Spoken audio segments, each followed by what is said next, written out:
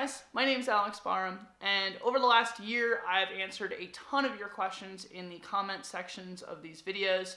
One of the most common ones seems to be along the lines of, I have this boat that I really like, it's comfortable, it paddles well in the flat, but as I'm progressing my skills on river, I'm finding that I can't keep it under control in Whitewater.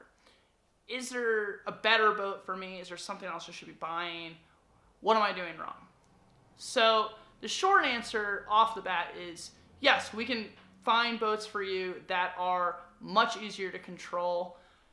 But also, if you have a boat that was made in the last 5 years, it's on you. We should be talking about the fundamentals that you're not doing before you buy another boat, because even if I put you in that boat, you're still not going to be happy and you're going to be mad at me for convincing you to buy another boat. So let's start there, and then we'll talk about what boats are fundamentally easier and what you can do with the boat that you currently have before you go and buy another one. So for starters, let's look at what makes a boat go straight in the first place. The longer a boat is and the harder the chines are on a boat, the more it's going to want to go straight. So let's look at this playboat model to get an understanding of what chines are and how they work. If we flip this to the bottom, we can see right here there are grooves on both sides.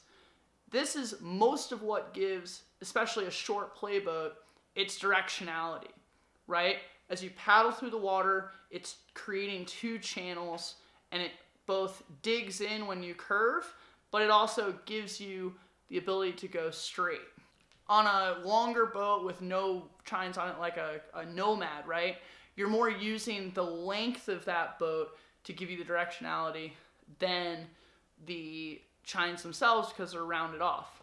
So if we had a Nirvana by comparison, that's about the same length, but it's very hard cornered and chined in. So that's going to be more grippy. All of that said, the water needs to be passing under the boat from front to back to have direction. So if we're paddling really slow, or not paddling and just kind of dib-dabbing little braces as we go down river, the boat is not going to have direction when it hits current, and then it's absolutely not going to have momentum to go up and over features. So for starters, a huge disproportionate amount of the time when people aren't able to go straight down river, or when they're hitting features, it's because they're going really slow, way too slow.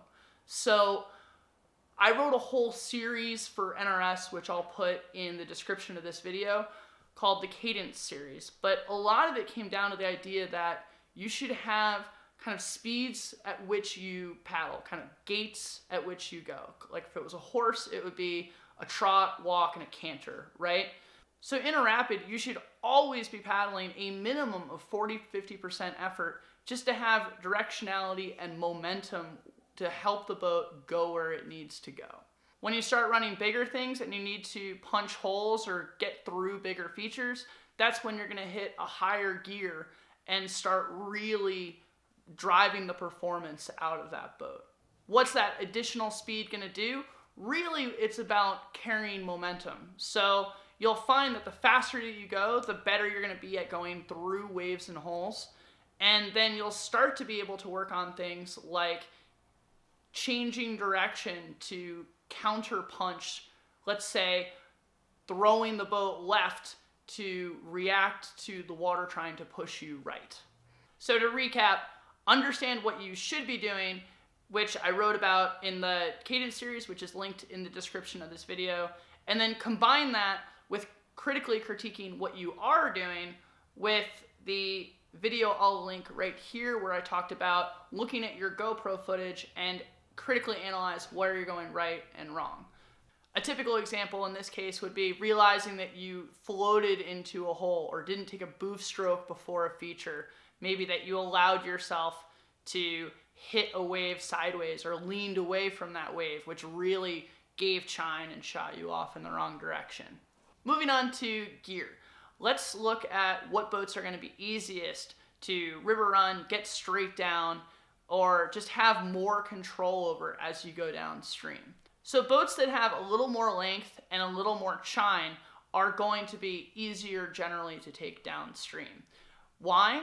Again, you're going to be able to build speed faster with the added length. That added length is going to keep the boat straighter, and it's going to carry momentum up and over when you hit things.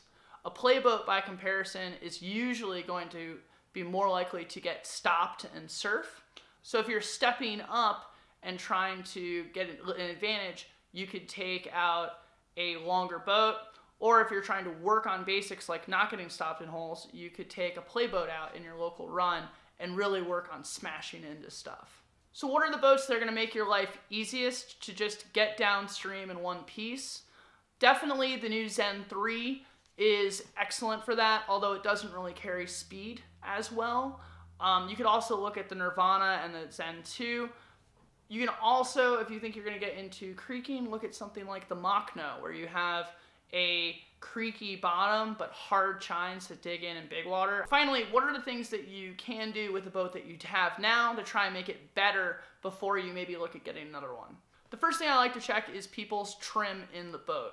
So trim is the paddler position relative to the center of the boat. By sliding the paddler further back, you're going to start to unweight the bow, which can help it swing around and point and go. It can also help dig in the chines in the rear if that's what's not happening. Putting a paddler further forward sometimes helps the boat be easier to control because the bow is weighted down more, so it's not getting pushed around. Basically, just experiment.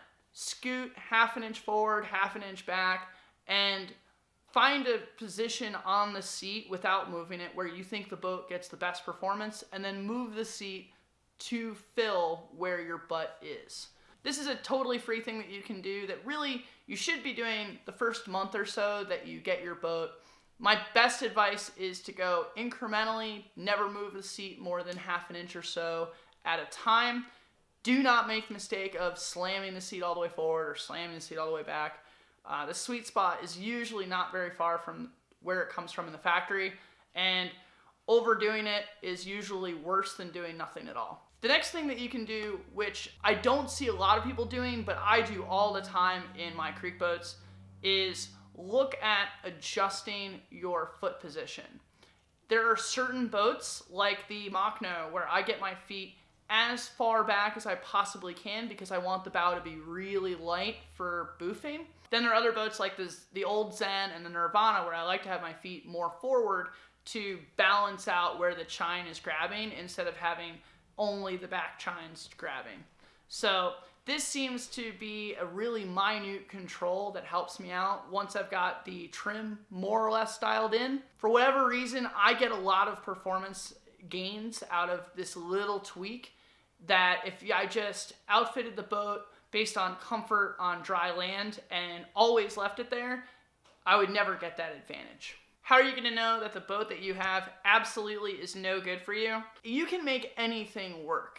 A lot of being a pro boater, for example, is being able to make any design shine. Unless you are way outside of the suggested paddle or weight range for a boat, it should be able to work for you just fine. That's sort of it for now. Unfortunately, this is a very simple question with a relatively complicated answer.